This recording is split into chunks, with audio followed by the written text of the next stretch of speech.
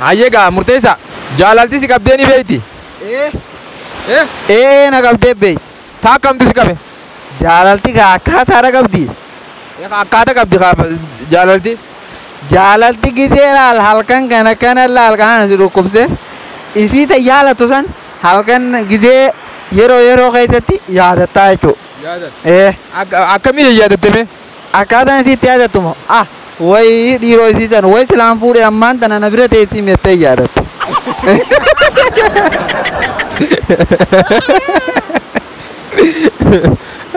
Wayi silaa fuudhee amma na bira teessii. Mee ati dhalaa tana fakkeenyaaf nama akkam jaalatta? Fakkeenyaaf namni tokko ka bareedina qabu jira. Ka dheerina qabu jira. Gabaabinaa jira. Dhalaan tun jechuudha. Rabbiin akkuma adda adda nama uumaa beeytee saniifuu ati dhalaalee tanarraa meeta akkam jaalattaa jechuudha. Ta qalbiin dasitti si jettu. Dhalaa dheertu ta qaamni sii kunillee babbareedaadha. Ta qaamni siidhaa kun lookoodha. Funyaan sii kunilleedhaan bareedaa akkanachi.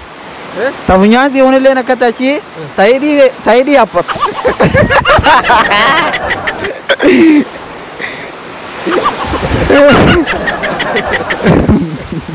Hidhii haphatu jechuun akkami? Hidhii tana akkana akka dheertuu miti. Hidhii siyaasa akkanallee xiyyeetunuu dheertuudha beekta. Akkana akka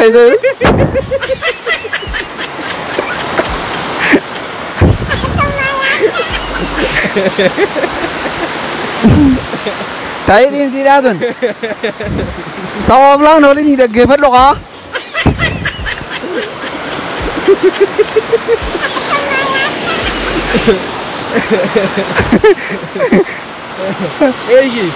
Ta'idhii haphatu. Tamiira kanaas laal lekkumatti ijjattu gisee deemtu akkana afaan jejjen ta gisee deemtu laal qas jettee akkati boonaa deemtu. Nama biraa ta namatti hin boone ta naamusaan obsee deemtu alaa naamusa qabdu tanaan jaaladha. San jaalattaa jechuudha. Fakkeenyaaf jaalati tun akkamiin si qabde? Si qabuu sii maaliin beekta? Amma jaalalti si qabdee ni beektii mire? Qishoon qabdee hedduullee miti. Hedduullee miti. Qishoo amma nyaara kanarraa na doddoftu. Akkasii akkas. Akkamitti si qabde yeroo duraa? Yeroo jalqabaatiif.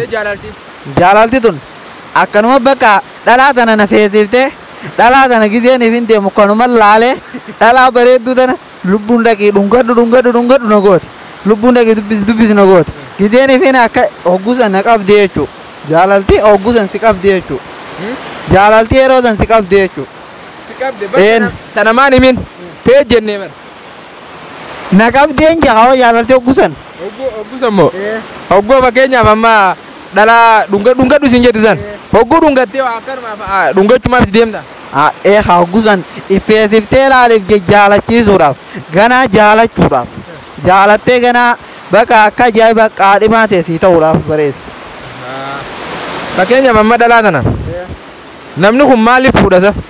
Namni kun moo ilmaan horuudhaaf ilmaan nutilleen wanni nutilleen fuudhaniitu nu dhalanii jechuudha. Ilmaan irraa horuudhaaf jechuudha.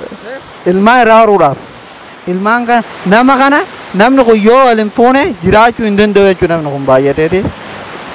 Alhamdulillah tana gaafa fuudhaaf heeruma rabbiitu karaa nu godhe waan bareedaadha jechuudha karaa sirriiti. Silaa fakkeenyaaf ammaati hin fuudhin siin jaani mee maal jettan nama keessani? Hawaasan yaaduuqa inni ozoon takkaallee biraan hambifne anumaa fuudha nama yuumoo hin ta'u kaa namni akkasii atillee hin fuudhin hin jaan. Ayyee gaamee maqaa keessuuti jechuun dhagee jaalalti si qabdee ni beekti takka? Eelaa kaleedhaa xiqqishuma warra ruusaa tokko na dhaqee niyyoo takka qalloo takkaan bareedduu nagare achumarraa ilkeensi tunilleen adiidha xiqqisho hidhii qallattii beeyta na kofoltee mire garaan kun na qabbanaa'ee mire. Akkamiin si qabbanaa? Ani beeku onnee tanarraa waa kana qabbanaa waan gayyaani beeyta.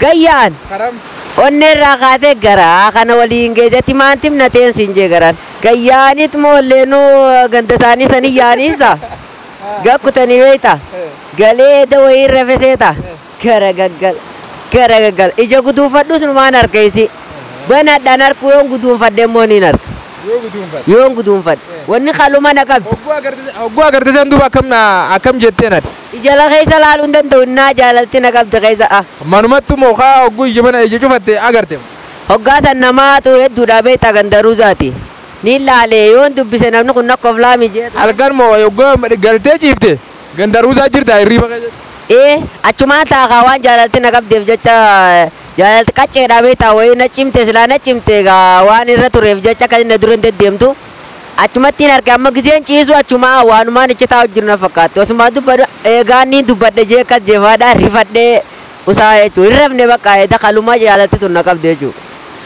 Saniifuu ati amma miyyoo san ni fuutamoo akkam? Ni jaaladha malee ni sodaadha.